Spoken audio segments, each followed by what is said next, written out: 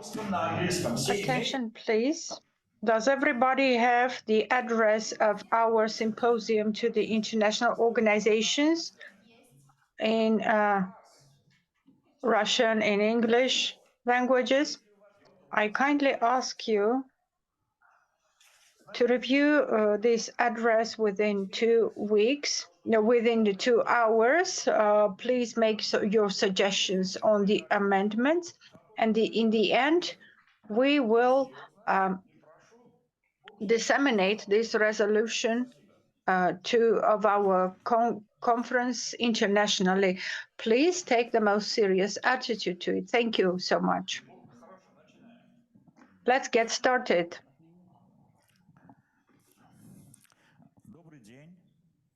Good afternoon, esteemed ladies and gentlemen. This is day 2 of our symposium, and I would like to thank you all for a very successful start yesterday. And I would like to announce a couple of minor amendments that we introduced in our agenda.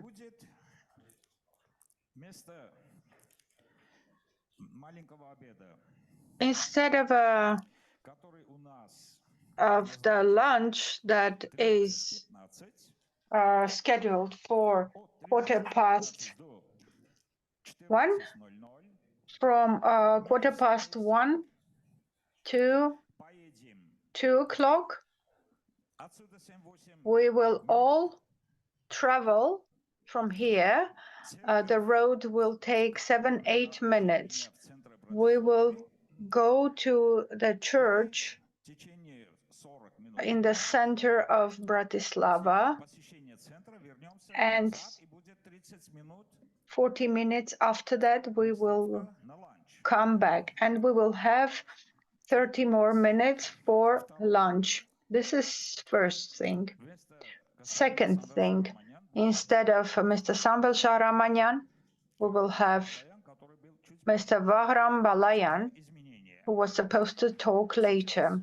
These are the 2 amendments in our agenda. And now, with your permission, before I give the floor to esteemed member of the Russian Parliament, Mr. Zatulin, says his word, I would like to turn to Father Patrick Sudio,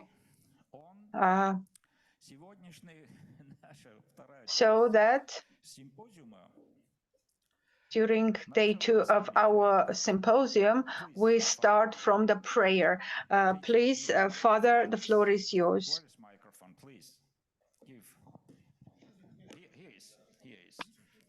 Please. Let us pray. In the name of the Father, the Son, and the Holy Spirit. Amen. Our most gracious Heavenly Father, we thank you that you are the Lord of the universe.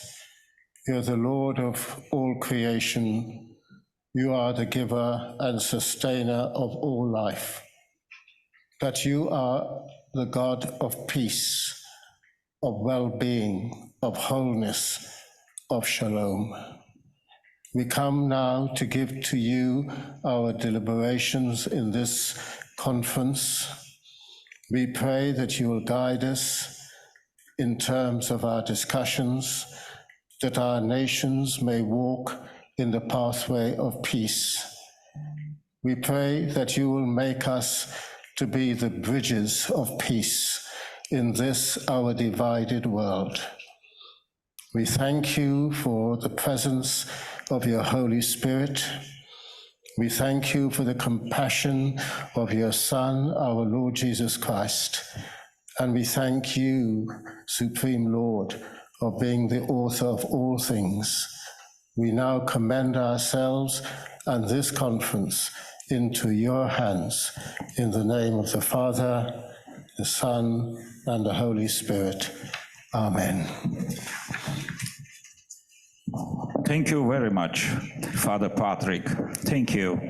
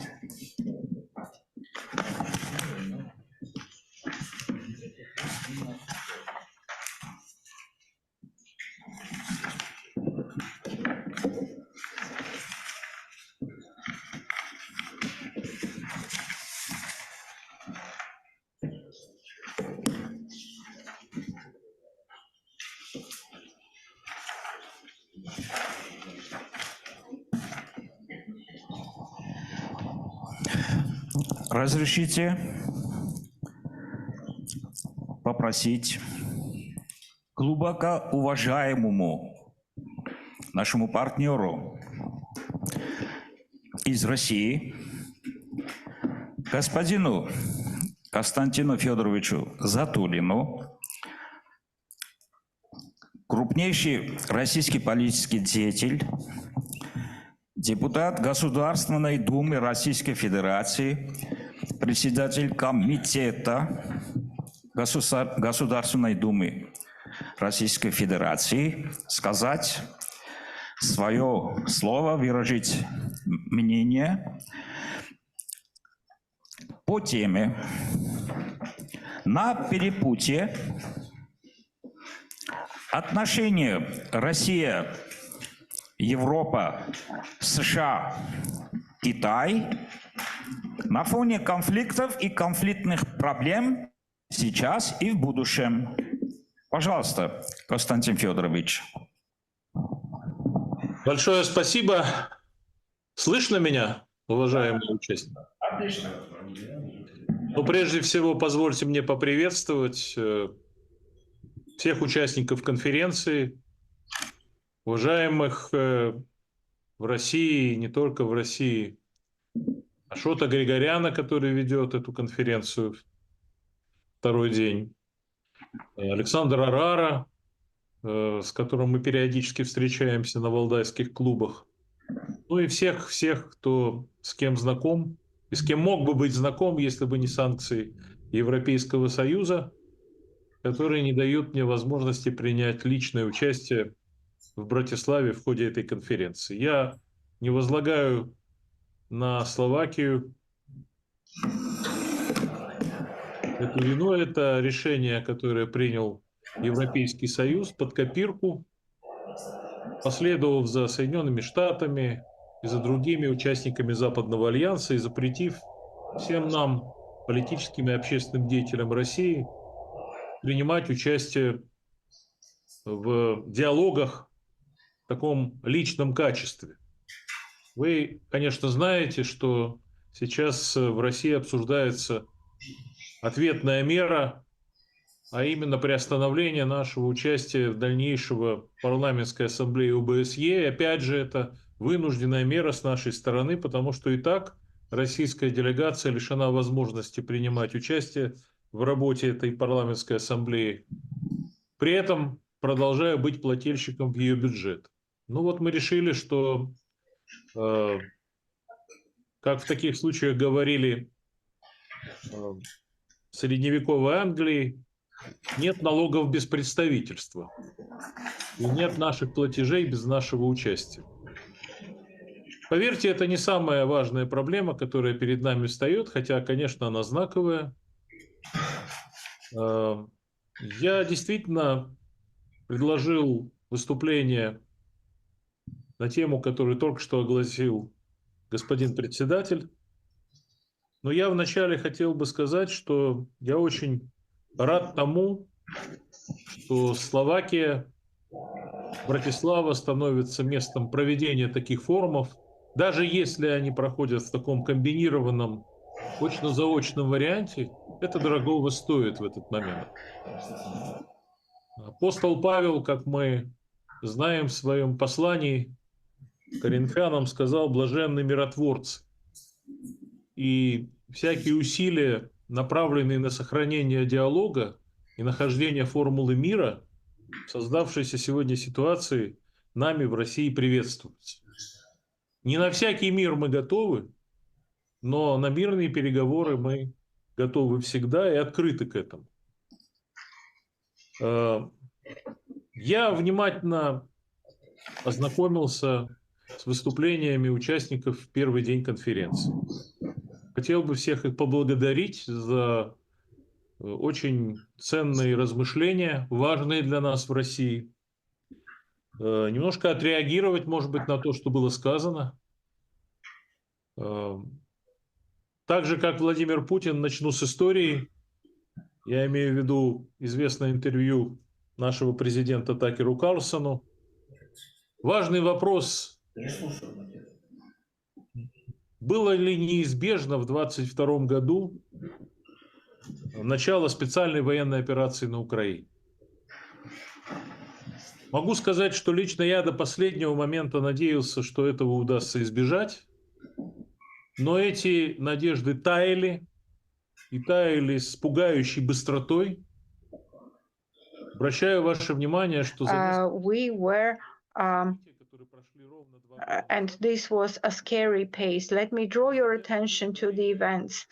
The Украина озабочена теперь возвращением к President of статусу Ukraine, Vladimir Zelensky, и обретением ядерного оружия. announced that they are concerned and are thinking of acquiring nuclear weapons. And recently, the member of Ukrainian Rada, Goncharenko, said that despite the opinions in the West, Ukraine will be striving for acquiring a nuclear bomb because they see no other way but this to struggle against Russia. He had to say this because the failure of the broadly advertised counterattack by Ukraine urges the proponents of Kiev regime and its sponsors in the West to look for explanations and ways out. And of course, we in Russia but have to respond to the security threats to Russia, which during decades and centuries have been subject to the attacks from the West. We used to have problems with the East in Genghis Khan times, but this is a matter that is left in our deep past. But as for the West, with a scaring speed, after Karl XII, Napoleon, First World War, then the Second World War came, and we lost so many people there.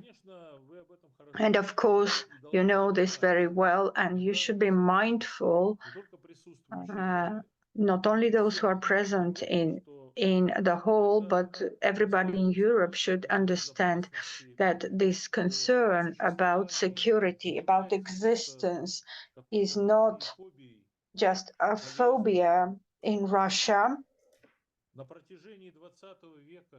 During the 20th century, Russia, no matter how it is called, the Russian Empire or the USSR, has twice stopped its existence and had to reconvene again, first in the form of the USSR and then in 1990s in the form of the Russian Federation. We sincerely hoped in 1990s, and maybe we naively hoped, that as the ideological prerequisite for confrontation vanishes, so will the problems and the concerns about our own security. It turned out that with the disappearance of the state ideology in the USSR and with the collapse of the USSR itself, the national interests of our neighbors and sometimes contenders haven't vanished at all. And from this perspective, you were absolutely right to note yesterday that it is not Russia that moves towards the United States and France and Germany by building its military bases at the nearest proximity from their borders and by including the neighboring countries in their military political alliances. No, it is the NATO that outlived the USSR and started propagating eastwards. And there were 5 waves of expansion. And the last thing that we couldn't tolerate was an attempt to include in NATO the next part after the Baltic states, Georgia, Ukraine, and now even Moldova. By the way, I would like to point out that the most active Russophobes are the so-called newcomers, and this is not by chance, this is natural. I mean Latvia, Lithuania, and Estonia, who are teaching their own lesson to the West in historical geography, just like they tried to do it in the USSR. And they are trying to prove that the reason for their independence and their behavior is the fact that they were annexed, conquered in the pre-war years, whereas the starting point for them is the period between the 2 world wars. Myself, as a historian, I find it really curious to listen to the opponent who would explain to me, why do we need to count the starting point from that short period of time in history without paying attention to the fact that Latvia, Lithuania, and Estonia existed under different names in Russia, starting from the Nishtat world. And by the moment when they temporarily gained independence from the Russian Empire, before that, they were in the same country with Russia, in the Russian Empire. But this is a matter of the past. Whereas as far as Ukraine is concerned, it is apparent to me that the reason for the final decision-making was firstly the definitive support by the West of any actions of the new President Zelensky, who actually cheated his voters. He promised during election campaign to find a way to reconcile with Russia and negotiate to avoid war. And instead of that, Zelensky, from a certain moment, started taking this deep stance in Ukraine that was so well elaborated on by his predecessors. And in fact, inside of the country, he started this really brutal dictatorship,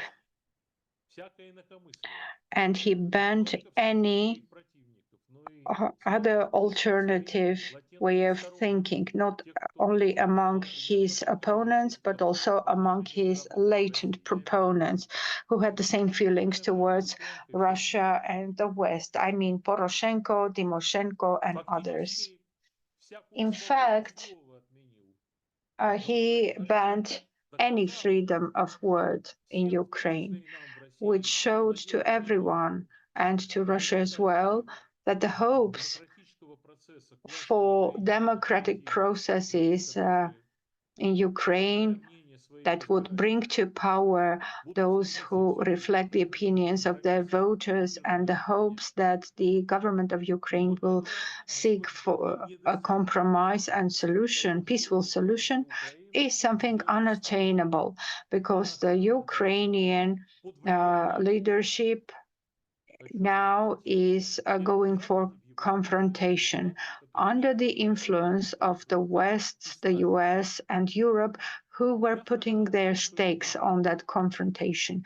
I know the history of Europe well, at least it seems to me that I know it. I do not think that Europe should be happy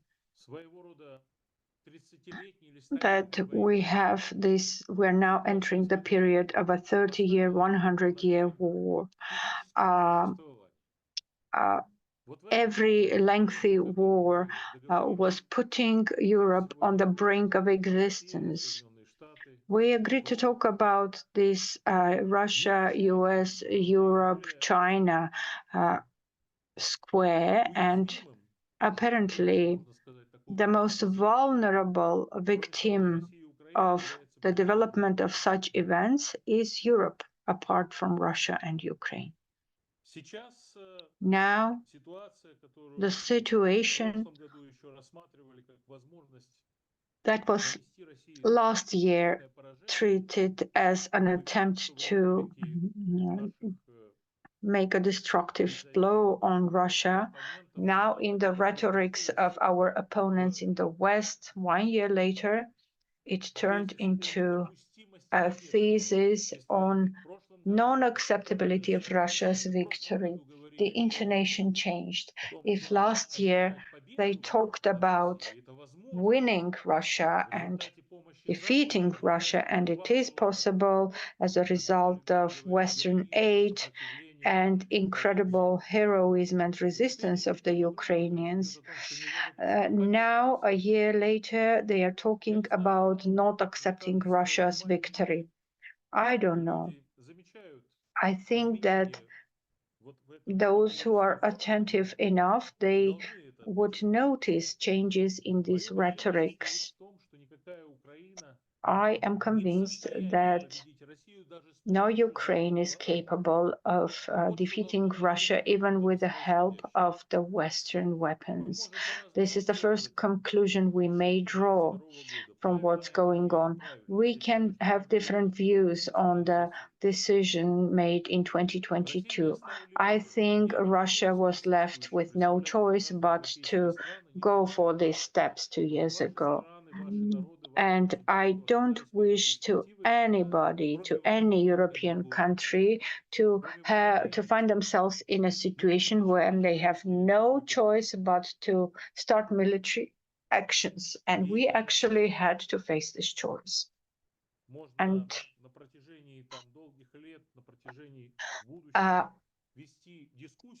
in the future, of course, we may have lots of discussions about it and think whether it was correct or incorrect, whether it was right or wrong. But I think now it's important to understand what's happening correctly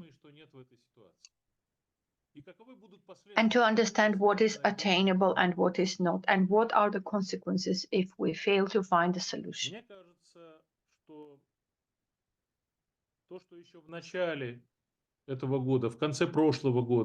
I think that in the beginning of this year, end of last year, we started seeing the feedback on Ukrainian military failures in the and we started hearing voices about ceasefire and freezing of the conflict, impressed by the misfortunes that are descriptive to not only Ukrainian counterattack, but also Western support to Ukraine. It has turned into hysterical rhetorics that we hear from a number of Western leaders, and now they are trying to escalate tension and strengthen confrontation. Как мне кажется, не только кого-либо, но и самих французов, европейцев, заявления господина Макрона, которые затем были подтверждены. Of course, the loud statement of President Macron was then confirmed by his proponents. It was about acceptability of direct involvement of the European armies and military units in the armed conflict in Ukraine. What is this, if not a drastic change of position? I don't want to give descriptions to Macron. Mass media are full of them, but I want to say that the leader of France, during a short period of time, went a long way from the statement that he's made a few years ago, saying NATO has no brains and Russia's interest must be considered. He traveled from these rhetorics all the way to yesterday's statement that he cannot allow Russia to win in any case, and he is ready to put on a stake the lives of his compatriots if such a decision to engage in a war with Russia is made. We're finding ourselves in a situation when everybody who wanted to stop today's military conflict are facing the following logic.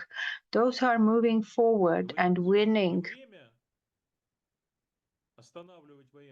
are saying this is no time to stop military actions because we're winning, we can achieve more, we can achieve better results.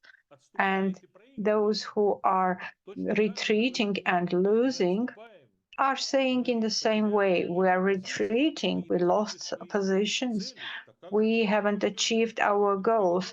How can we take part in peaceful talks? We have to overcome this situation. So now we have a very fragile equilibrium, a desire not to extend this conflict anymore. And we in Russia have an impression that our ideological contenders, people who are not afraid to show their Russophobia, they really want this conflict to last as long as possible. They like the idea of this depleting war, and they hope that this will lead to internal cataclysms in Russia. As you know, Russia rarely loses wars, and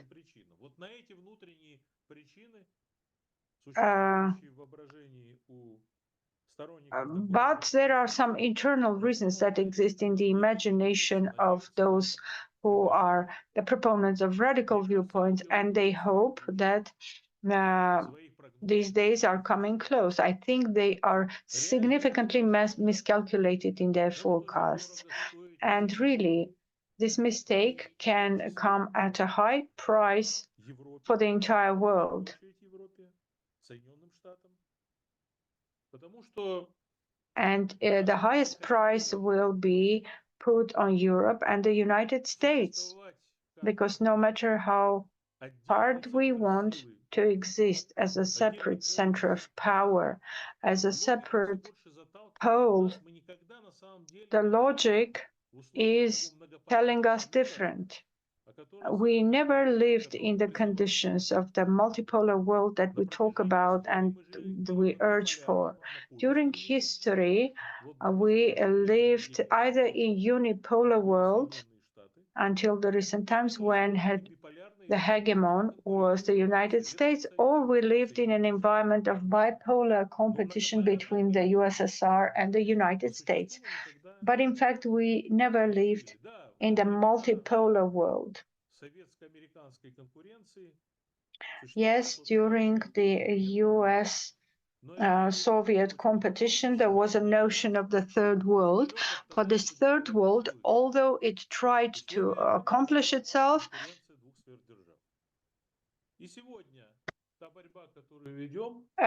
it still lacked competitive power. And today, the struggle we are engaged in is realistically bringing us close to China.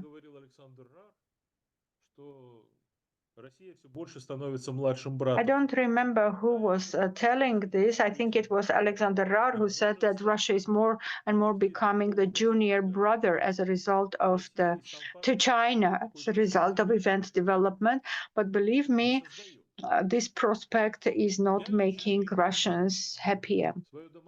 I personally think that my homework is to keep Russians as Europeans. And I see more and more obstacles to that, including Russia's public opinion, because public opinion is now under the impression of Europe's behavior, and they strongly doubt about our belonging. Our belonging, our matrix is the DNA of the Europeans who reached all the way from Pacific Ocean to the west and to east. And just like that, the United States as well continue and remain a European culture, a country of the Europeans who traveled back in the reverse direction from east and west to the Pacific Ocean. But we have to consider that this confrontation has an impact on the proponents of this approach, especially in the military and political context. For many US strategic experts, the post World War II period, especially 60s and 70s, for them, the main challenge was to create disparity in the opposing communist camp and try to play on the discrepancies between USSR and China. And Henry Kissinger has put a lot of efforts and energy in this, and as a result of ping pong and other types of diplomacy, he could erupt the situational union between USSR and China. Today, this is working in a reversive direction. And we now see, of course, careless campaigns and statements by the Western countries and the acting leaders of the United States. This is quite a realistic prospect. And I think that initiatives like this conference are aiming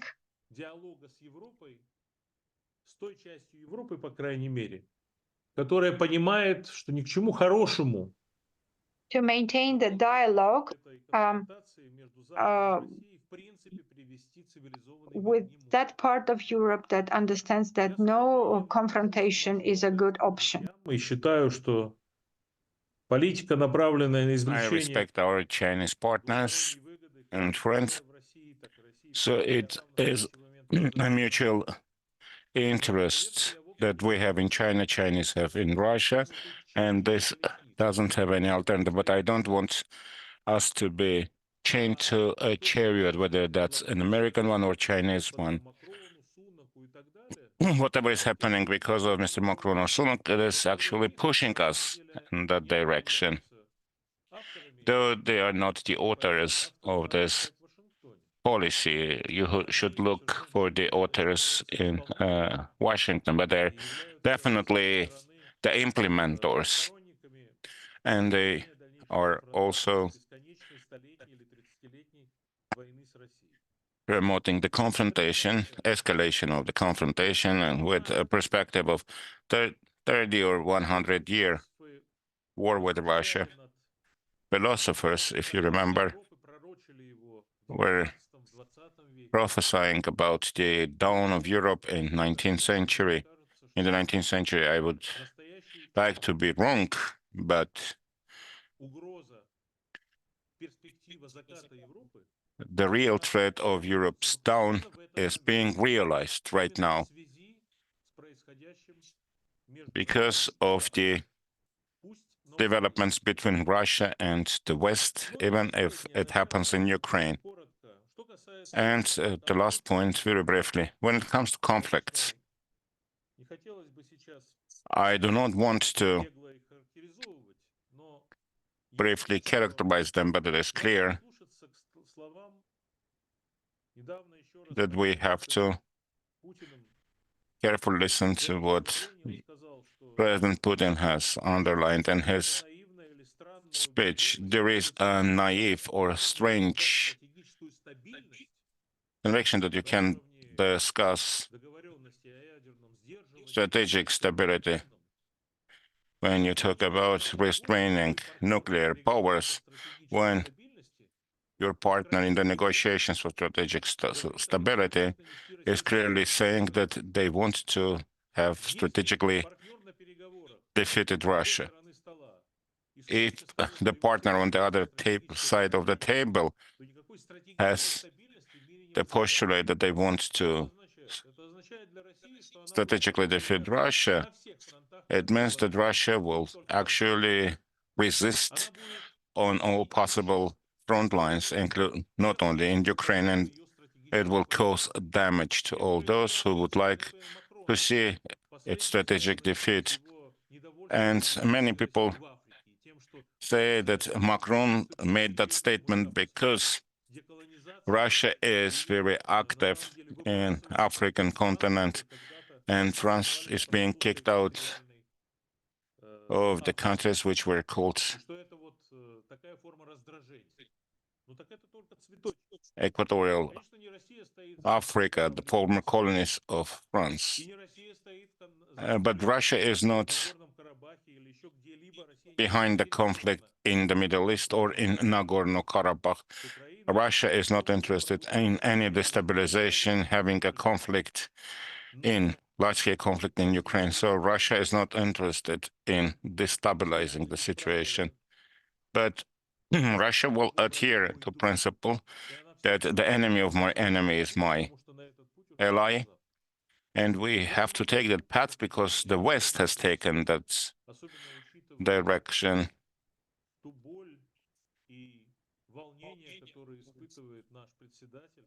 Taking into account the pain and the suffering that our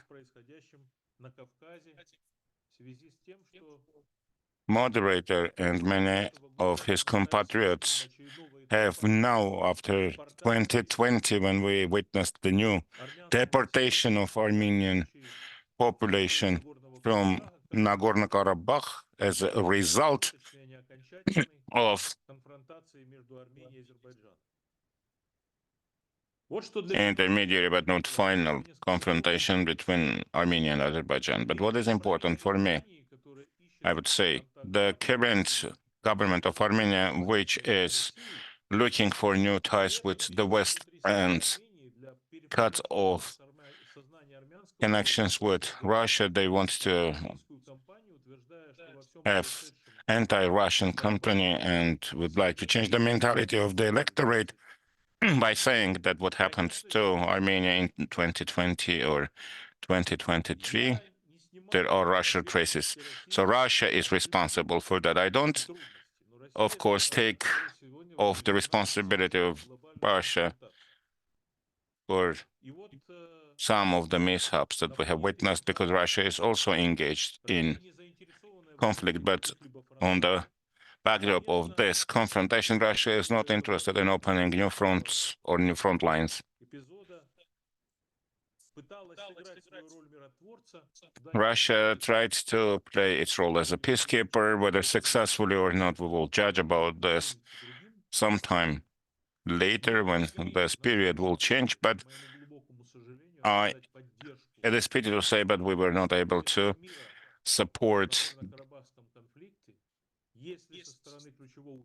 the efforts for peace in Nagorno-Karabakh when one of the key parties, the government of Armenia led by Prime Minister Pashinyan, betrayed at least the interests of Armenian population in Nagorno-Karabakh, but generally of Armenians. I believe Pashinyan has sold his compatriots, betrayed them. This conspirological theory is being discussed, and there is a number attached to that. It's 5 billion. It was almost publicly offered before the war broke out.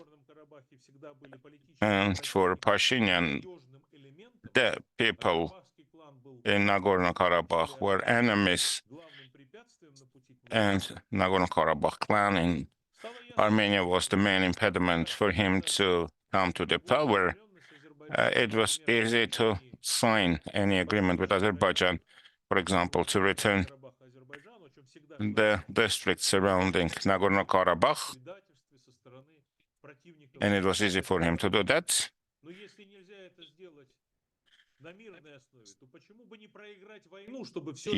But if you do that, you would be actually accused of being a traitor. And if it is not possible to do it through peaceful means, why not to actually ignite a war? But people in Armenia are looking for the guilty people, not where they have to actually guilty for what happened to the Armenian people. Azerbaijan's government is quite unreasonably trying to push Armenia for one side that's concessions, and Aliyev was recently making a statement that Armenia should do it peacefully, otherwise there would be another escalation of the conflict, and they're sowing the dragon seeds. If we think about the peace, about new stage of relations between, or new era of relations between Armenians and Azeris, so constant celebrations of the victory over Armenians, which they do now in Azerbaijan and Turkey, will not have any long-term prospects. It is like in Greek mythology, sowing the teeth of the dragon, which will bring new conflicts. I believe I have made the statement because it is important for many participants of this conference, and I had to actually present my position here as well. Thank you.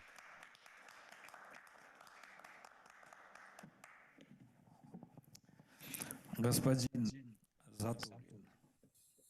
Mr. Zatulin, you have put on the table almost all the important issues, which are exactly the goal of our conference. You didn't miss any point yesterday. We had interesting discussions related to armistice in Ukraine. And we have to continue our discussions how we can prevent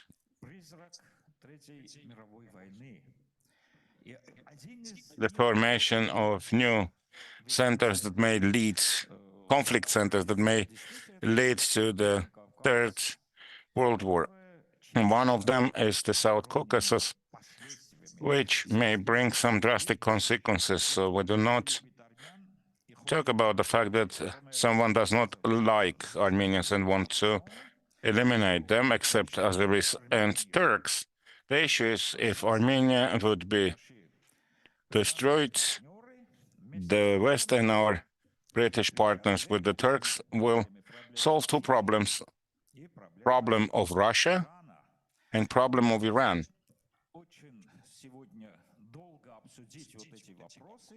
We would be discussing those issues. However, I would like to once again thank you for your very balanced, honest, uncompromised, and wise statements. Is there anyone who would like to ask a question, Mr. Zatulin, please?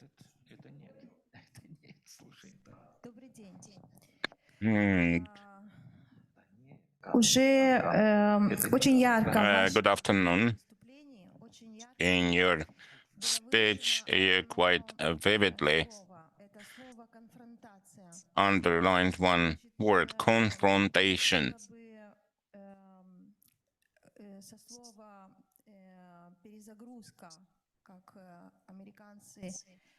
I would like to use the word reload. They have mistranslated word. It's not overload, it's reload that I had to put there. But in Russian terminology,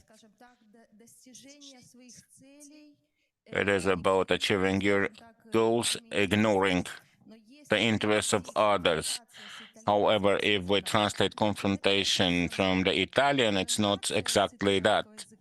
Confrontation is when you put together facts, when you juxtapose different points and beliefs and convictions,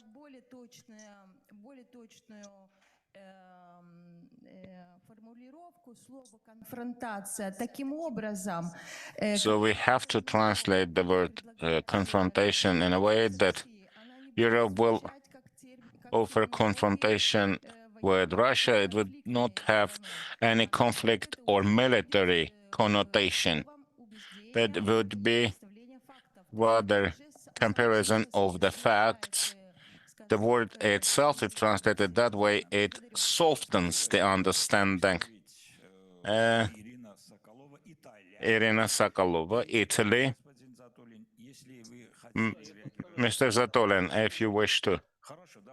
So let's collect questions first. No, I believe it should be a discussion. Alexander Rar. Thank you, Konstantin, for your presentation, for your speech. It's very balanced, I would say. You're trying to find some points of contact and ways out of the current situation. I wouldn't express my personal view, but it's rather about observation of the last 30 years. The Cold War between us is irrevocable, but we have to actually prevent the whole hot war, which will destroy all of us. 30 years ago, after the end of the Cold War and then after the collapse of the Soviet Union, there were some doctrines which were put forward. I believe this is the key to understanding the current situation. Europe said the Soviet Union collapsed. I'm not making any conclusions. And there is a need to restore the Holy Roman Empire of the Charlemagne. And Russia was offered at that time the role of the lesser brother, and Yeltsin and Putin disagreed with that. So they're saying we don't know what to do with Russia, but most importantly, Russia should not actually obstruct us. It could be on the basis of OSCE or any other one. NATO could be renamed into the Pacific Atlantic.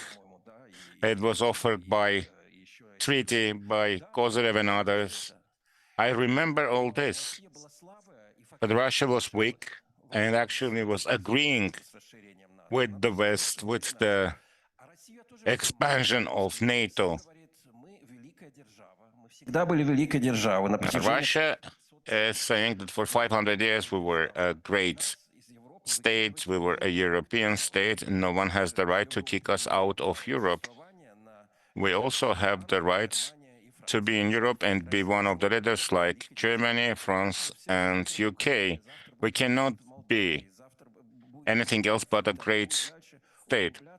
There would be conflicts in Ukraine and other places. They would be escalating because the West, by default, will never acknowledge that Russia is a great country, because great Russia is weakening of NATO and European Union, even all the way to the destruction of NATO structures. And Russia will never agree to any conditions or under any circumstances to be a lesser brother.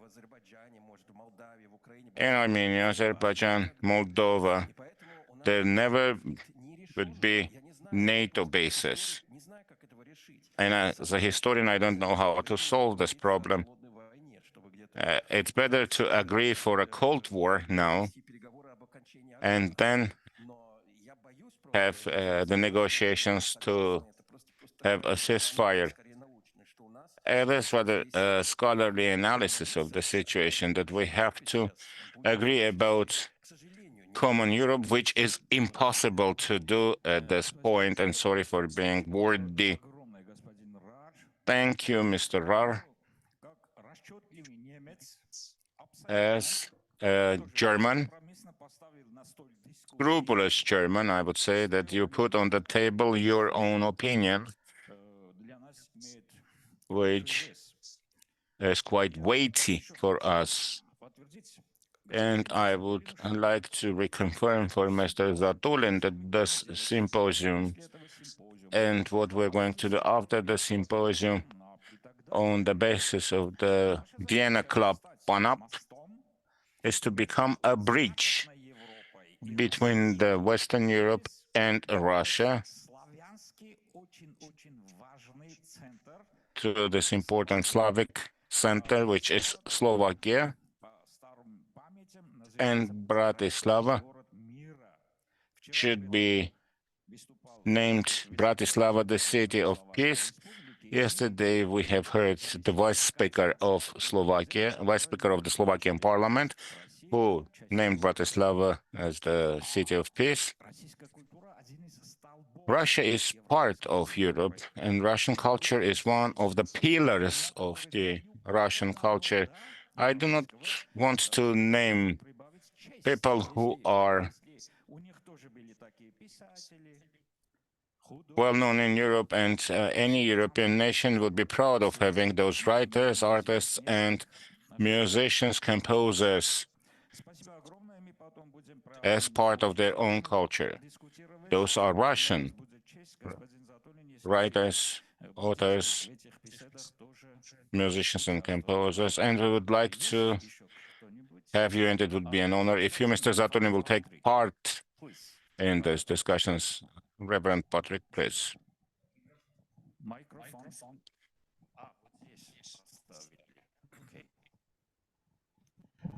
Thank you for an excellent presentation.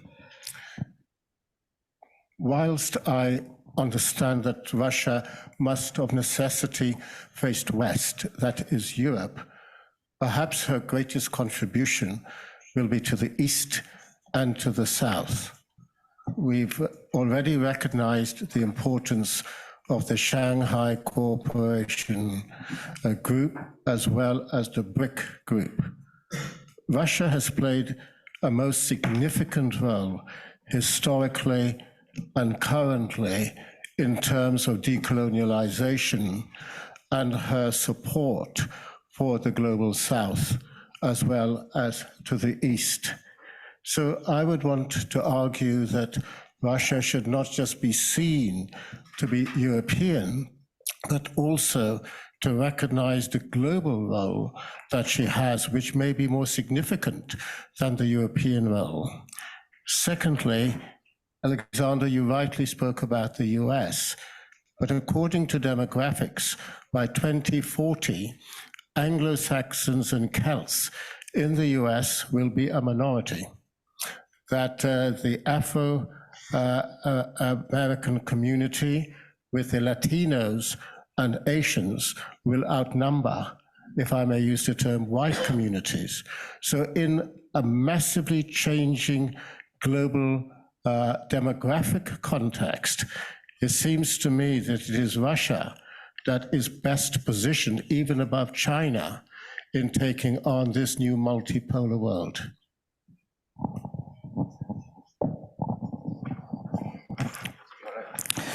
Thank you very much, Father Patrick. Для всех остальных, наверное, очень было интересно слушать высокого представителя. It was very interesting to hear this from a representative of UK. So it means that we have also friends in the UK, and we will continue this line exactly. Yesterday, the Baroness Caroline Cox had a brilliant speech. Jonathan Steele, our wonderful partner of PANAP, honestly presented its own opinion. And when it comes to Reverend Patrick, we are happy to have such a high level friends. I'm always astonished by the depth of his knowledge. He is author of many books, and Slovaks know him better than I do. That's the truth. Ответить можно? Мы просим. May I answer to your questions? Of course, we Спасибо. ask you to do По that. крайней мере, Thank you. если я правильно понял, If I некоторые из тех, кто understood после correctly, меня брали слово, those who have taken the floor after me would like to получить ответ. get an answer. Начну с того, что говорила уважаемая участница из Италии. I would start with our distinguished colleague with Russian last name from Italy, Sokolova, if I'm not mistaken. Я не хотел бы сводить наш разговор I do not want to boil down our discussion to a linguistic dispute about the meaning of the words. The word confrontation does not mean achieving something в таком крайнем силовом through extreme means or using power. It is not about achieving, компромиссной борьбы, it is about the state of когда the fight without any compromises, without any concessions, when исходят из one or more participants in the struggle как можно actually больше ущерб want противной to стороне. Вот cause as much что damage означает as possible государственная to the конфронтация. other side, the Когда other речь party. идет This is what о I mean when I use the word confrontation. сопоставлении When you talk about других терминов, то comparing не употребляют в России, different наверное, понимаете, terms, слово you probably конфронтация. understand that in Russian we do not use the word confrontation. It could be Диалог, как угодно. dialogue, Но во всяком случае multilogue, участники такого диалога trilogue, или but монодиалога participants in the dialogue or multilogue стремление нанести максимальный do not возможный want ущерб to cause the maximum possible интересов другого damage by suppressing the interests of another country, whatever we are. все больше выглядит именно Whatever we have achieved by now is rather looking as confrontation, which is penetrating all the possible spheres of life, including military, cultural, social, economic, etc. I don't need to give you examples. You were using them yesterday. You know them better than I do. If you talk about demolishing the monuments of the past, if you try to restrict the use of music, if you change the titles of the paintings and the names of the painters, I mean, what to do? I mean, they don't know that their nationality has been changed. After the collapse of the Soviet Union, euphoria with the sovereignty parades, with the birth of the countries which have not existed in the history. We talk about Ukraine. Ukraine as the state did not exist as an independent sovereign state until 1991. No such state in the history.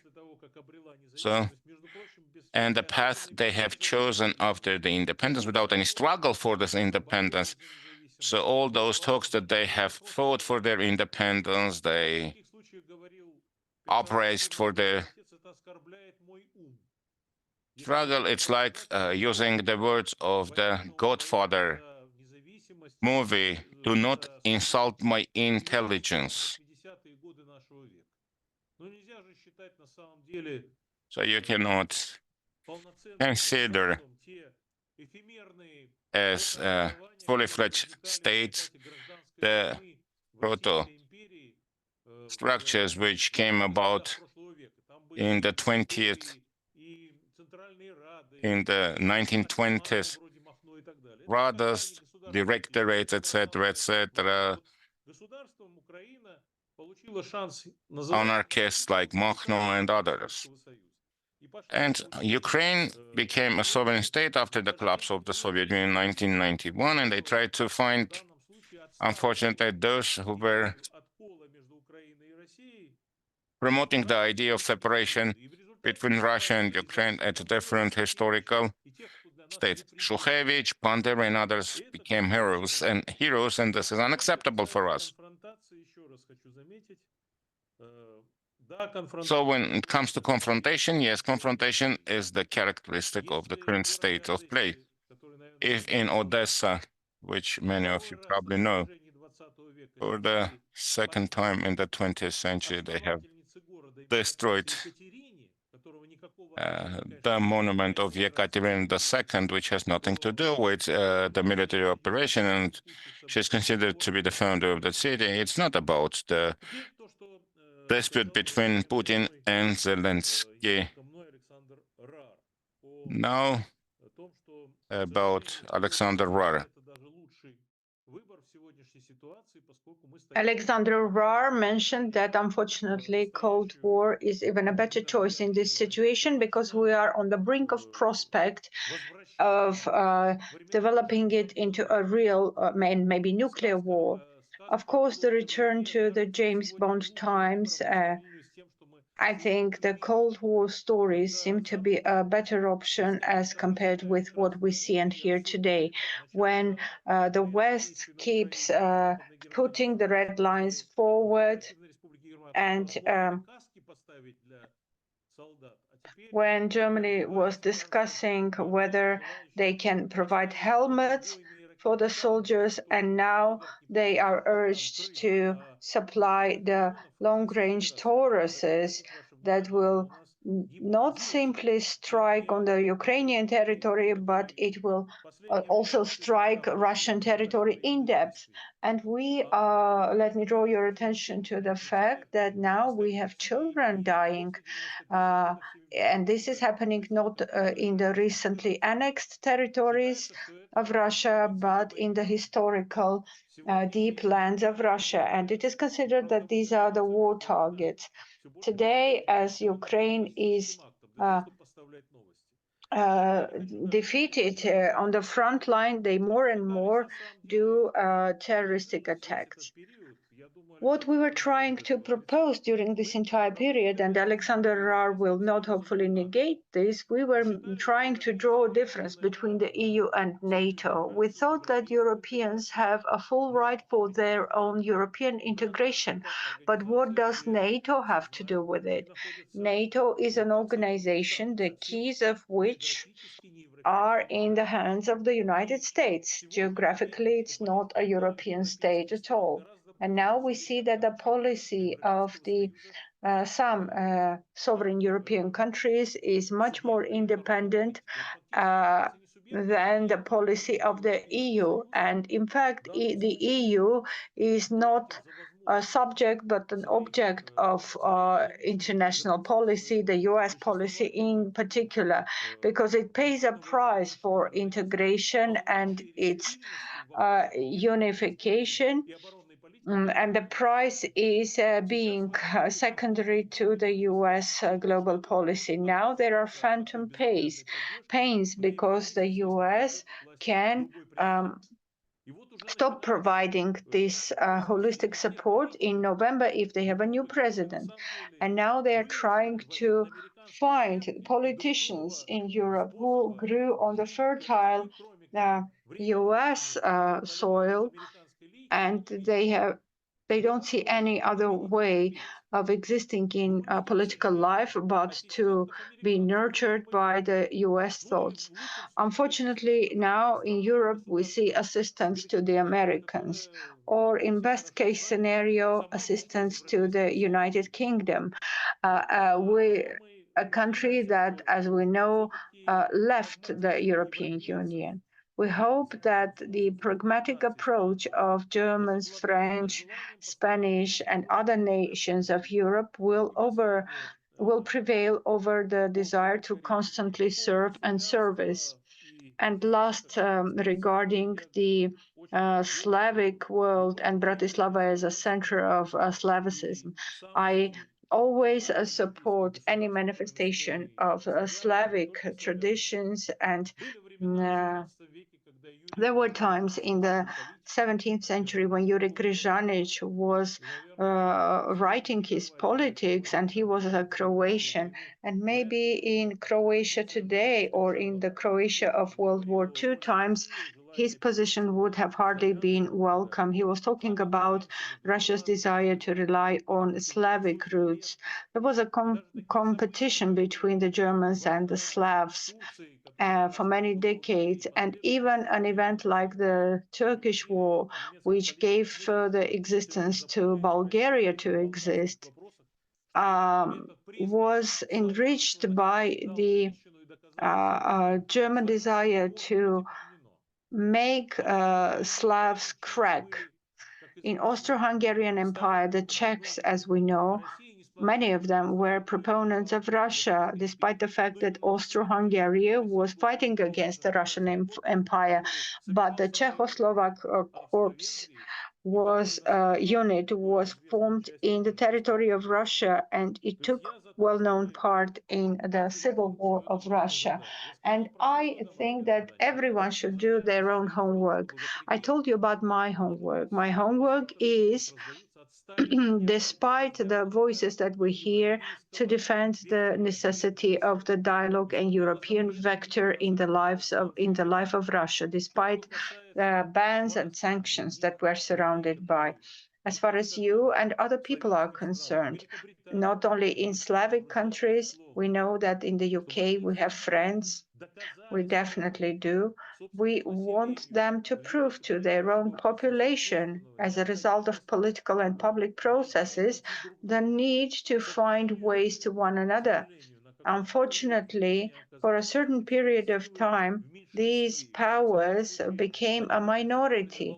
At least they are not represented in the ruling, in the leadership of the country, and we see what is happening as a result. And His Reverence, Mr. Bishop mentioned about countries and not European countries only. You know that recently we have these rhetorics of Russia's Eurasian nature. Yes, indeed, the majority of Russia's territory is in Asia.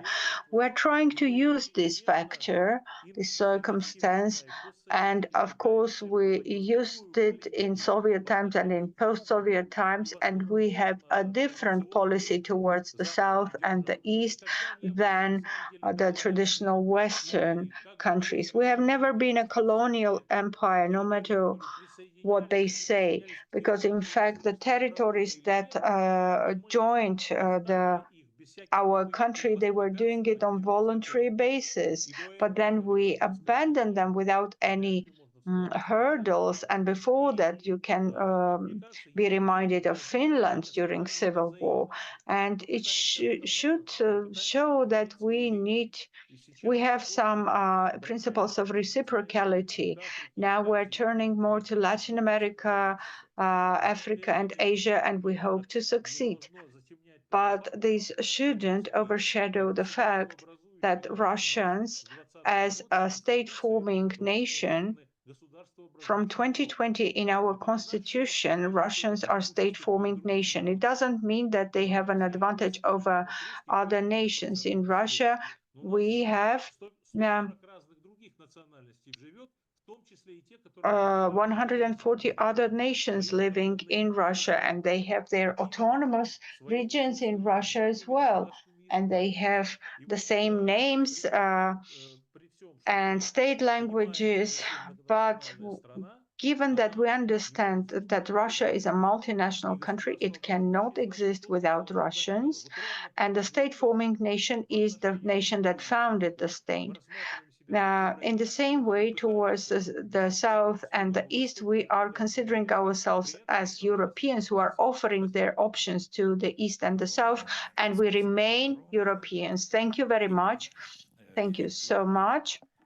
And now, I would like to confirm that these presentations will be disseminated in English and in Russian languages in Europe and elsewhere, and I hope that millions will be listening to them and they will witness to what has been said here. Thank you so much. And now I would like to ask our speakers to respect the timing, 10, maximum 12 minutes, please. And I would like to give the floor to Mr. Harlampi Oroschakov, an Austrian artist, writer, historian, publisher.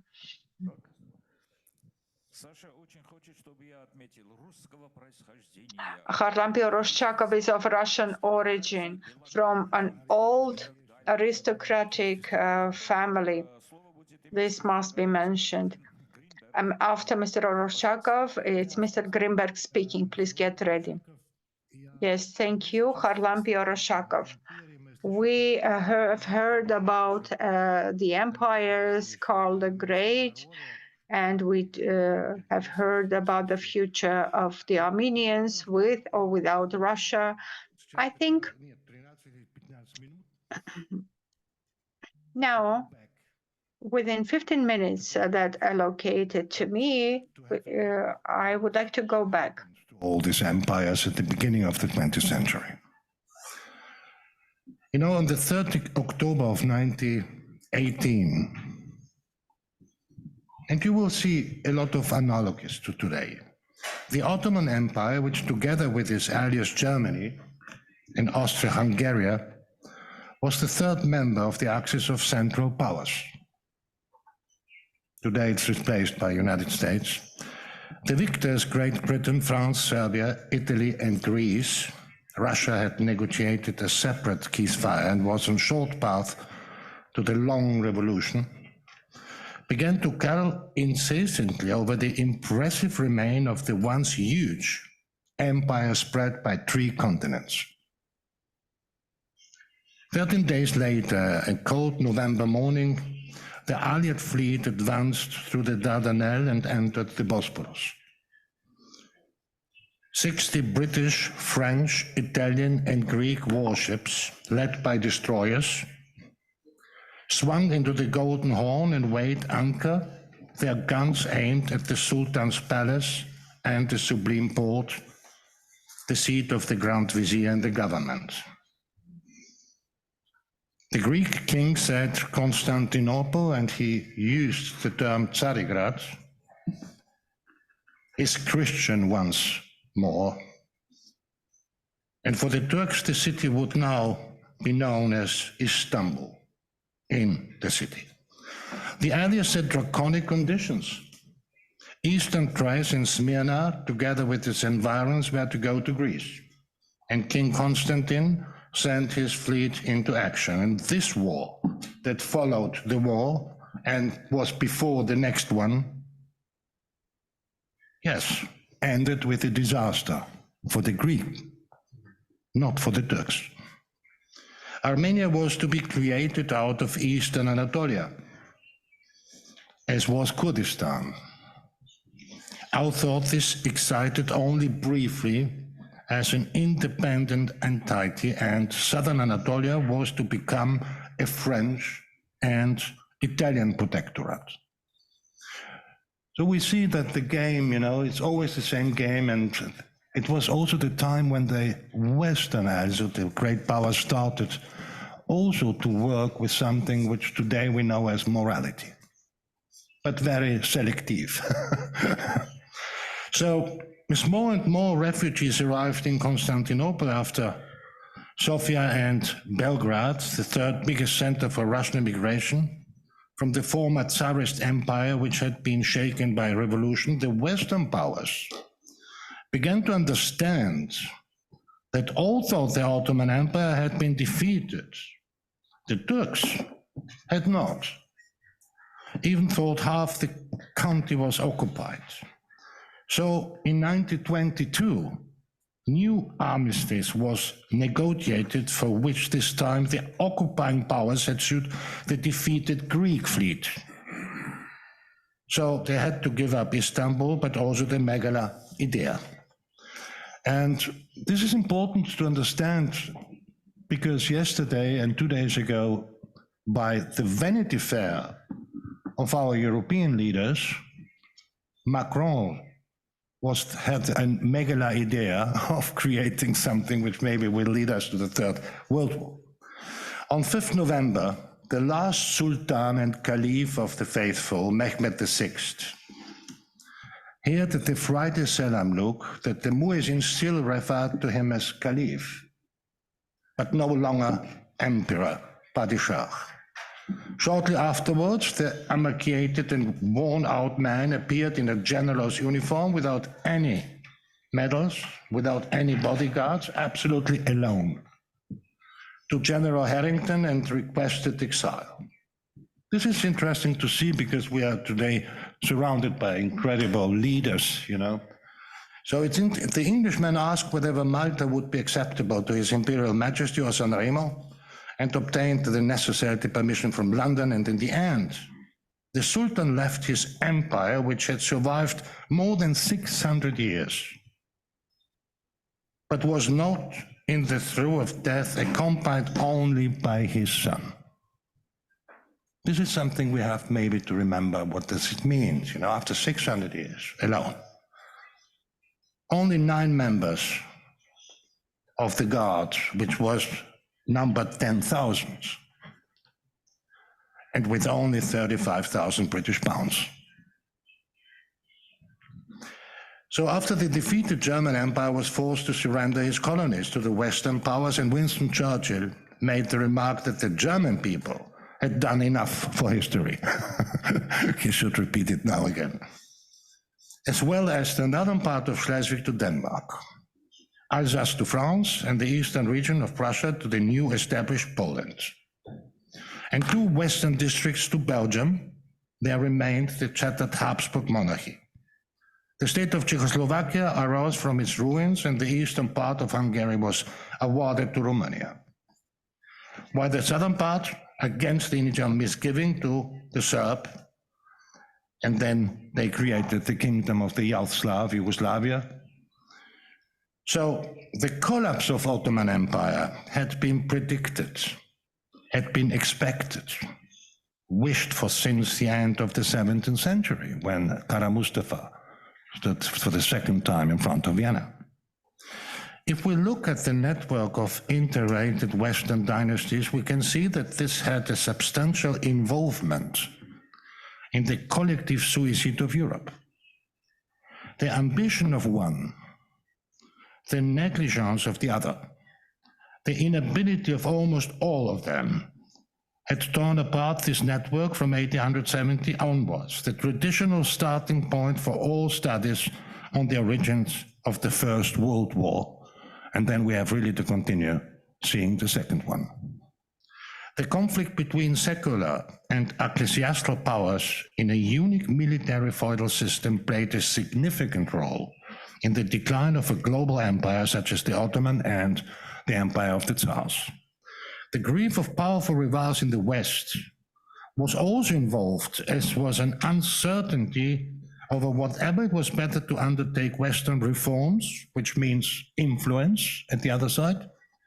But many of the problems that troubled the old empire still affect us today. We have, in this point, to ask, so who is demanding what? And where's the center? Is it really like we heard the United States, and what does it mean with the so-called, and all the time we speak about Europe and Europe and Europe? But if something will happen, who do you call? Where's the number of the responsibility of somebody? What does it mean, all this kind of Europe? Because we don't have to forget that France still is an empire. And Zemmour said it. And with the Brits, yes, with the Commonwealth and the British dominions, and still Russia, with the Federation, with all the Albrecht and the Republican and the something like 100 nations, they are still. But Germany, what is Germany? You know, all these questions are now appearing on the table, and they're getting in the hand of people dancing the Vanity Fair. And this is really more than difficult and more than dangerous. Thank you.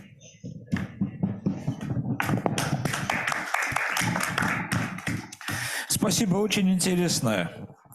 Очень интересно. Thank you so much. It's very interesting to hear your reflections, and perhaps they give rise to some doubts as well. Allow me to thank you, Mr. Harlan Poroshakov, Thank you for respecting the timing as well. And I would like to ask Mr. Ruslan Grimberg, Scientific Director of the Institute of Economics of the Russian Academy of Sciences, a Doctor of Economic Sciences, Germany, to take the floor. The topic is EU-Russia, the price of alienation.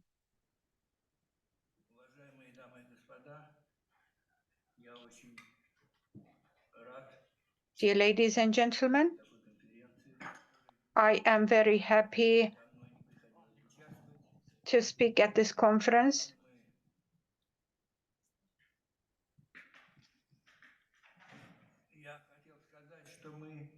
I wanted to say that normally we take part in those conferences where we're sharing the same views of the world, and we do have discussions, but the discussions normally are of superficial nature because we are all sharing the same world vision. I think that I have to speak now differently. As long as I remember myself, and we changed the title here, the moderator, well, our keynote speaker was talking about what to do to stop the war in Ukraine. I will say a couple of words about it too, but my presentation is entitled EU-Russia, the price of alienation.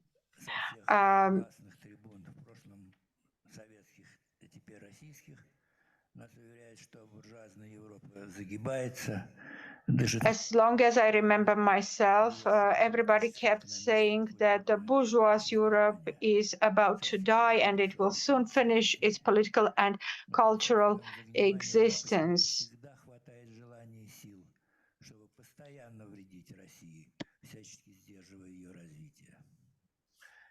Сама же Россия, судя по риторике наших политиков, и сегодня whereas Russia, based on the rhetorics of our politicians, and these observations were apparent today, Russia apparently also believes that we are struggling against collective West, and we are a special civilization. We are not Europe. We talked little about it, but this is a very important point because this special, let's say, civilization may drown us in archaics. And of course, it's not only the matter about us that we're a European country. Let me remind you that Russia's European territory is comparable with the territory of the entire Europe. I am convinced that Russia is European in its essence, and the country has a European vector of development. And it's hard to imagine Europe without Russia, without economic, humanitarian, and mutually interesting intertwinings with our country. After all, the political leadership today that we have today cannot always disregard the political factors and interests. Many factors in the EU today are not objective, and they are not speaking in favor of European vector of Russia's further development. I simply want to say that the fight against economic hardships in the EU continues until today, and millions of migrants are still unadapted in the European Union. And these are the migrants who don't share European values in their majority.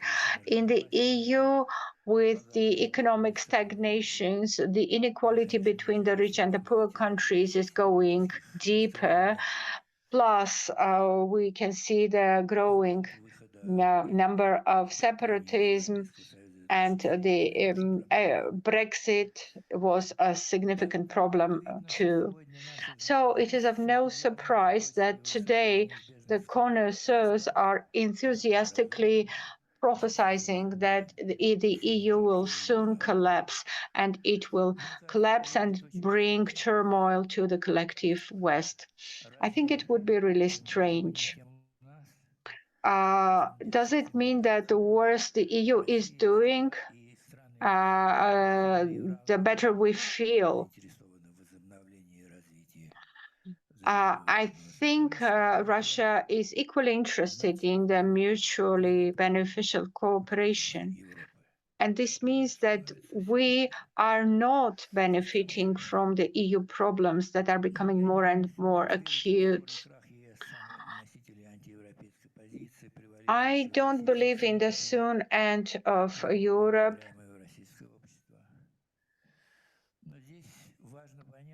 But here,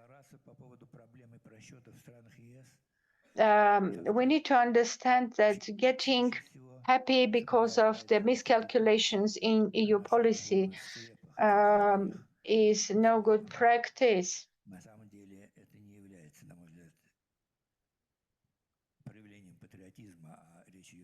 And it's not a manifestation of patriotism, but a pure imitation. As for the mismatch between values of Europe and Russia, I want to remember an episode from my practice. At Moscow State University, once there convened the representatives of regional parliaments, and we were talking about mismatch between our values and the Russian values.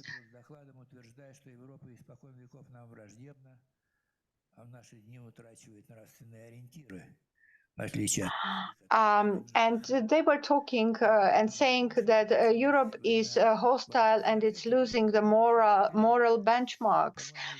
And one of the speakers asked the representative of the regional parliament, can you mention three specific differences between the values of Europe and Russia that we cannot cope? And this was a hard question for the speaker. The first thing he mentioned was one-sex marriages, same-sex marriages. About the second one, he was trying hard to think, and then he suddenly remembered euthanasia. And then the third difference, he didn't find it. And then I thought, are we condemned to eternal alienation because of this? It's a shame to suspect one another for Russia and Europe, because if you look around, the world is now experiencing existential threats.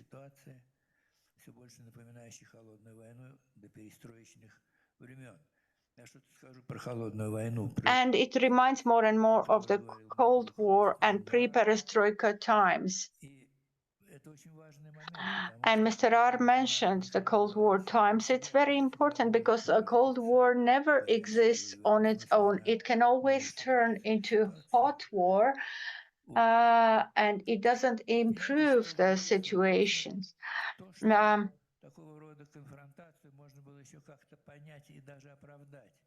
You know what is said? This confrontation could be justified and explained if we lived in the world with different logical systems. But isn't it shameful to see this after the collapse of totalitarian communism? Отчет в том, что Европа и Россия, как ее часть, в сущности приговорены к взаимному сотрудничеству из-за того, что даже в демографическом отношении это два исчезающих субъекта. И я бы добавил здесь, если мы хотим быть более или менее значимым игроком в международной политике, в мире, где будут править уходящие американцы и приходящие китайцы, мы должны быть вместе. А что до истинных ценностей, в которых, несомненно, нуждается современная Россия, и это, конечно же, свобода и справедливость. пожалуй, едва ли не лучшее место на Земле, где они хоть как-то реализуются. Хочу подчеркнуть, хоть как-то реализуются, это как раз So it is Евросоюз. being somewhat realized in the European Union. Here, in comparison with the other places around the world, you have more respect for the human rights, for material well-being, and Russia cannot drop the Gorbachev's universality of such principles and values. And usually, it's only a matter of time when economically more powerful side of the conflict will get the victory. So even the historians will never reach a consensus who is more guilty for the conflict, our increased sensitivity or arrogance of the West. And the current state of play is actually posing existential threats for the existence of the old Europe or the new Europe of Russia. So we are approaching the point of no return, and all nations come to common senses when they try all possibilities. We almost do not have any alternatives. Couple of points about the points raised by my colleagues. We have to all understand that we do not have any other alternative but to try to somehow address all the differences that we have, which are quite acute. And I have wrote it down here about what Mr. Zatulin said.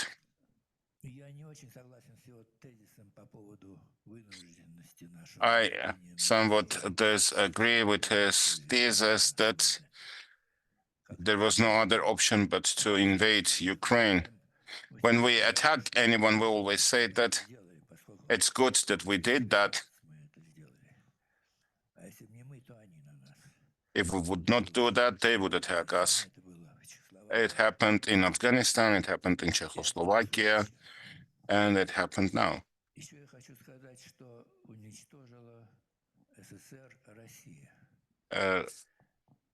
Russia destroyed the Soviet Union, and we have to understand that Russia destroyed,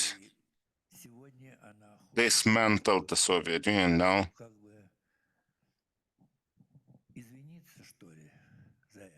Russia wants to apologize for that and somewhat restore what it had destroyed. This must be understood. So when we talk about the mistakes of any country, we have to keep in mind that Russia made this mistake first.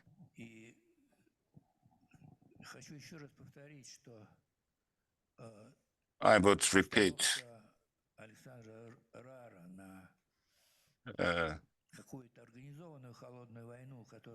Mr. Raar's point that there should be a kind of organized Cold War is absolutely no perspective, because Cold War may end up with a hot war, and there is no any alternative for new thinking of Gorbachev, who was saying that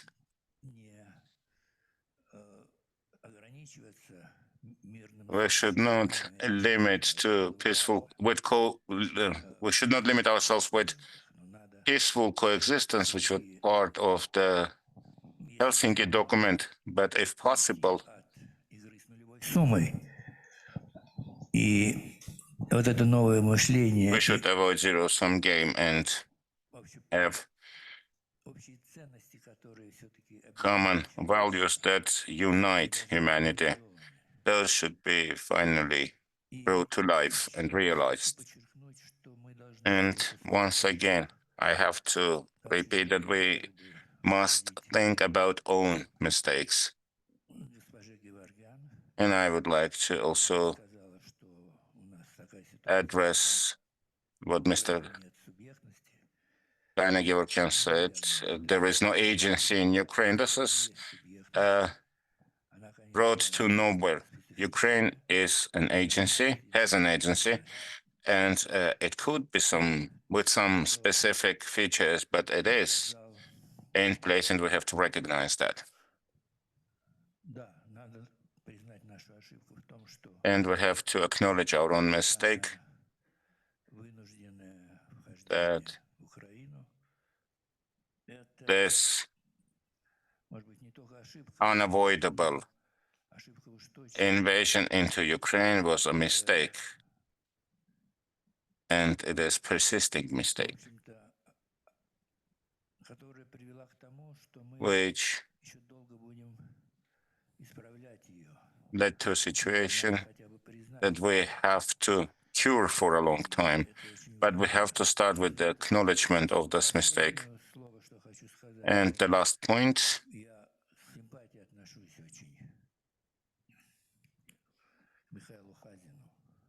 I sympathize to Mikhail Khazin, and as long as I remember him, he is prophesying about the death of the system, but there are no evidences for that.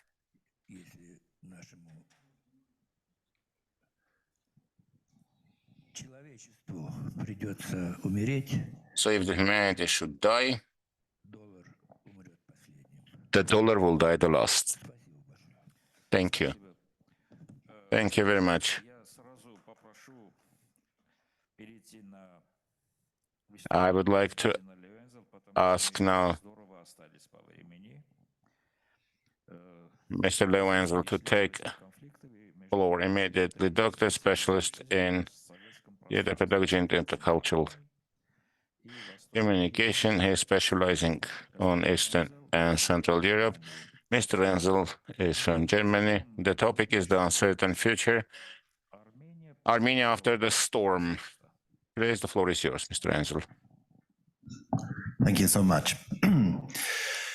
2 months ago, I spent 3 weeks in Yerevan and conducted interviews with Armenian political scientists. This resulted in a very long essay, which forms the basis for this lecture. One day, when the strongest storm has calmed down a little, their stories will be written. The stories of 120,000 Armenians who had to leave their homeland of Nagorno-Karabakh, which they call Artsakh, immediately and probably forever in September 2023. For example, the story of Karine, mother of 3 boys. While fleeing through the completely congested Lachin corridor, a 37-hour stop-and-go odyssey over 70 kilometers, she left the car at night to get something out of the boot. At that moment, the brakes on the lorry behind failed and Karine was crushed on impact. The father put his wife's body in the car and told the children that their mother was asleep. Karine was buried in the Republic of Armenia. A story that stands for countless similar fates. What had happened? On September 19th last year, we heard it already yesterday, Azerbaijan launched a major military offensive in the South Caucasus against the territories of the Armenian inhabited Republic of Artsakh that remained after the Karabakh War in autumn 2020. Since December 12, 2022, Baku had already blocked the only land connection to the Republic of Armenia, the Lachin corridor.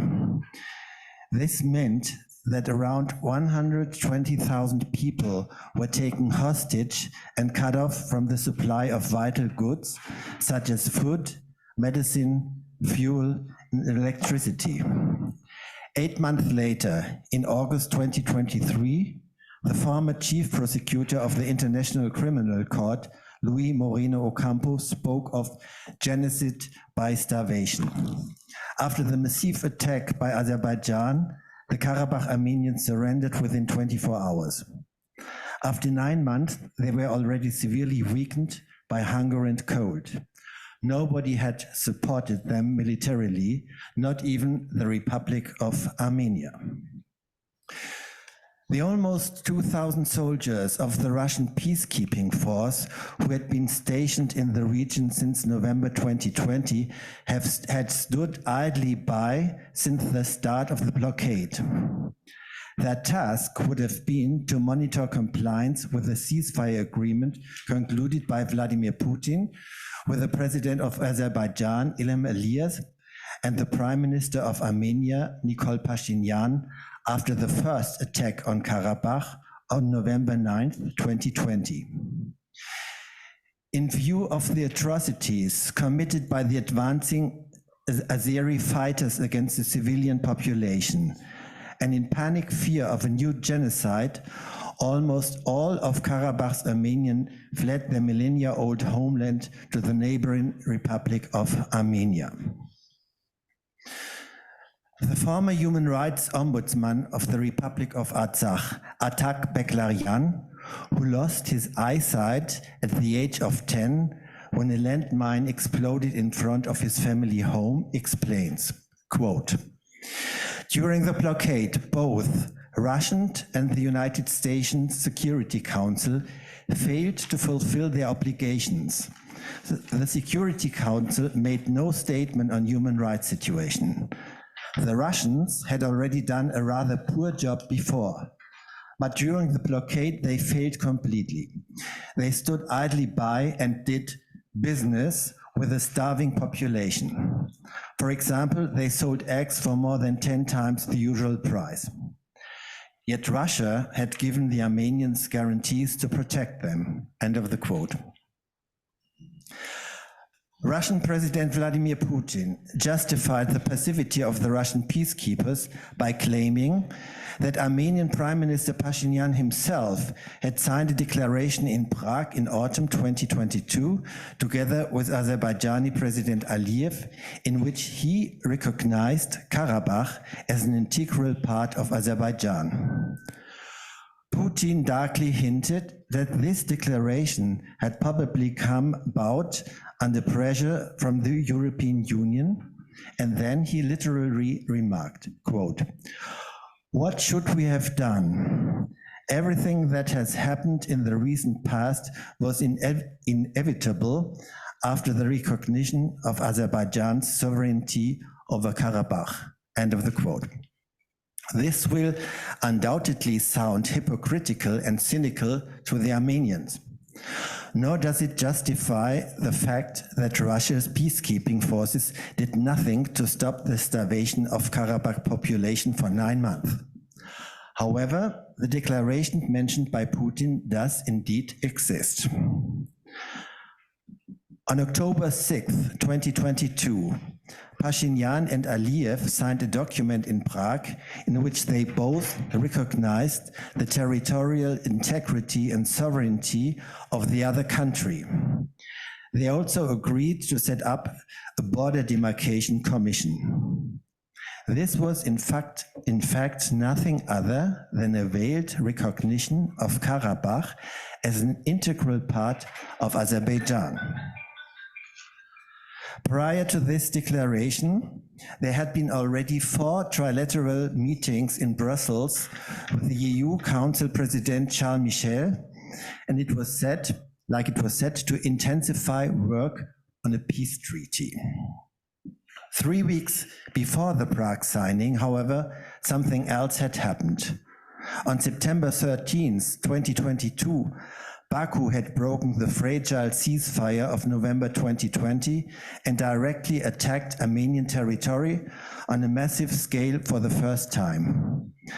Azerbaijani forces entrenched themselves up to 8 kilometers deep in the interior of Armenia, where they have illegally occupied these areas to this day. More than 200 people lost their lives. Even then, the Russian peacekeeping forces did not intervene. Neither did Putin's NATO, the CSTO, even though a member of the alliance, Armenia, had been directly attacked. And there were only general appeals from Prussia to end the fighting. The following assumption is very likely. Armenian Prime Minister Pashinyan, completely abandoned by both Russia and the European Union, tried to save what he thought could still be saved, the integrity and sovereignty of the Republic of Armenia. The repeated threats of Azerbaijani President Aliyev to enforce a land connection across Armenian territory to Nakhchivan by force, if necessary, certainly played a role in this.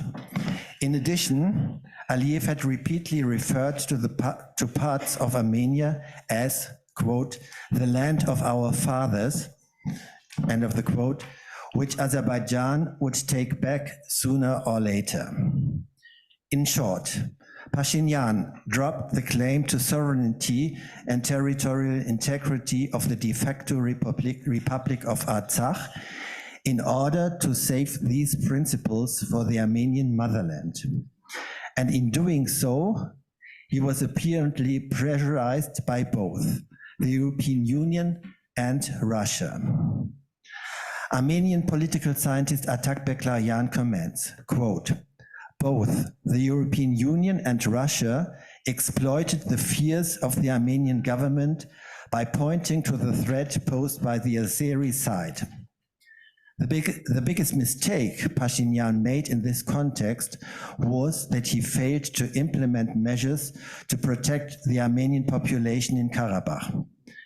The result, under Aliyev, the Armenians in Karabakh would have had even fewer rights than they did under Stalin. No wonder that Pashinyan's actions are highly controversial among Armenians. The Karabakh Armenians even accuse him of treason. Atak Beklaryan, quote, we were sacrificed for the great game. Yerevan political scientist Hakob Badalyan explains in more detail what the ominous great game is all about. Quote, Armenia was the weakest link in the chain. The European Union didn't want to exert any pressure on Azerbaijan, not only because of gas and oil, but also because this country is supposed to be a wall between Russia and Iran. It is also a gateway to the Caspian Sea and Central Asia. There is no substitute for Azerbaijan in this respect. There is practically no other way, only the Indian Ocean remains. End of the quote. However, the most worrying question for all Armenians at the moment is what the Azerbaijani dictator Aliyev might be planning in the very near future. In January, he declared that Azerbaijani army would not withdraw from the position it had taken during the fightings in May 2021 and September 2022, even if they were on Armenian territory. One minute, please. Will he soon also force to enforce the so-called Zangezur corridor, the land connection across Armenian territory to Nakhchivan, as he threatened to do on several occasions, and thus also cut Armenians' transport routes to Iran? A great unease about the uncertain future has now taken hold of the country. Not only have all external actors failed, one could almost think that even the most hostile parties had joined forces against the Armenians in the dark. After all, the European Union of all parties served Russian President Putin the best arguments on the platter to publicly wash his hands in innocence. And Pashinyan, Perhaps the politician who came to power almost 6 years ago as a revolutionary and favorite of the people will go down in history as a highly tragic figure. Спасибо большое.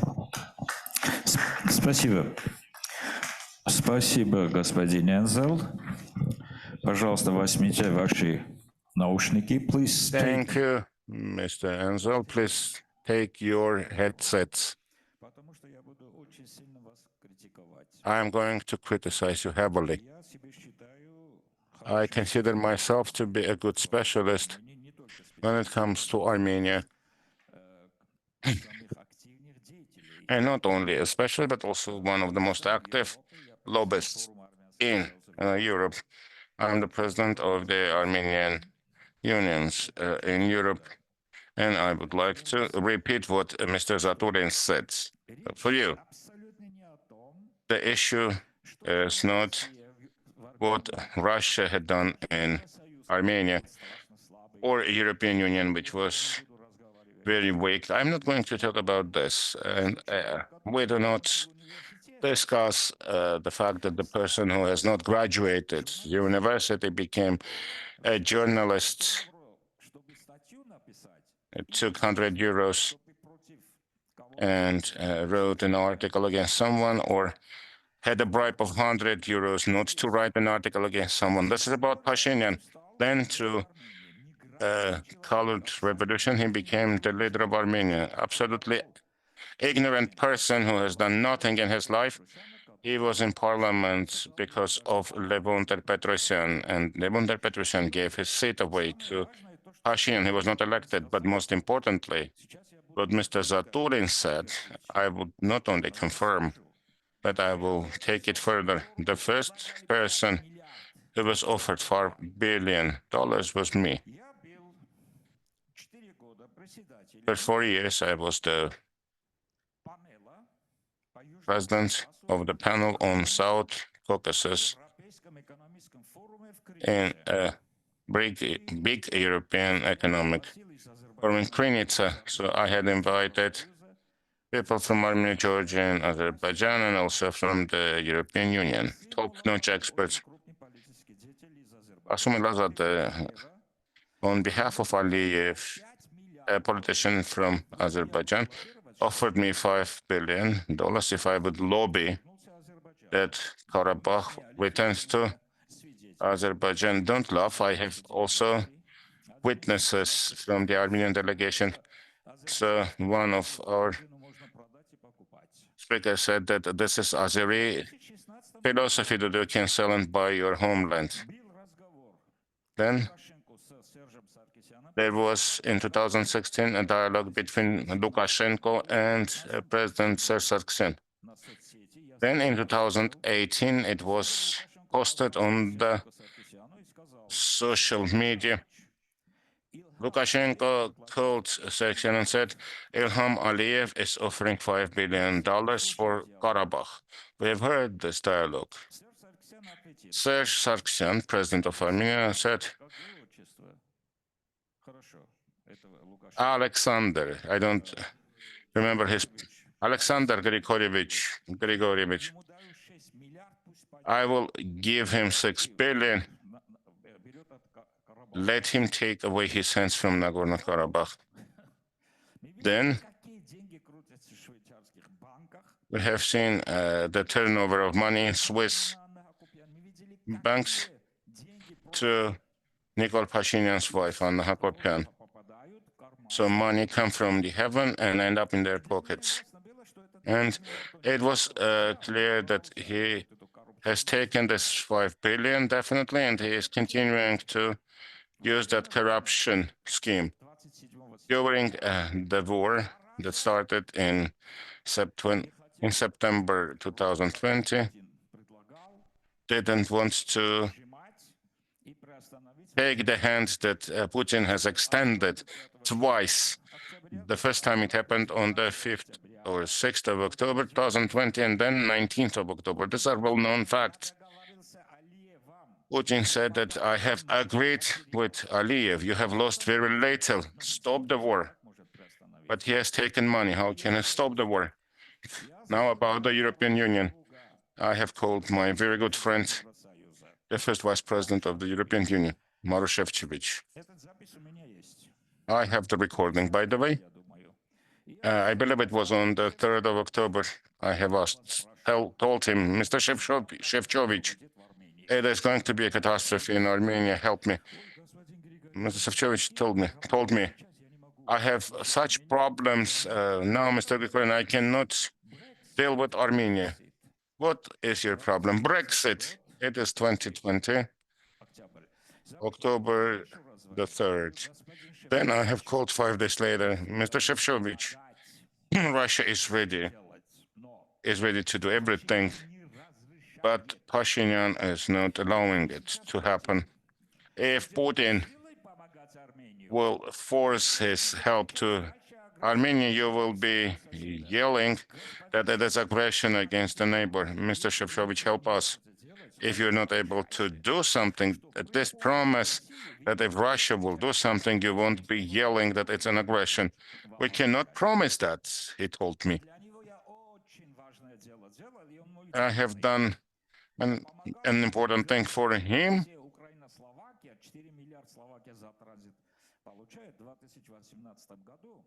In 2018, I have organized a meeting.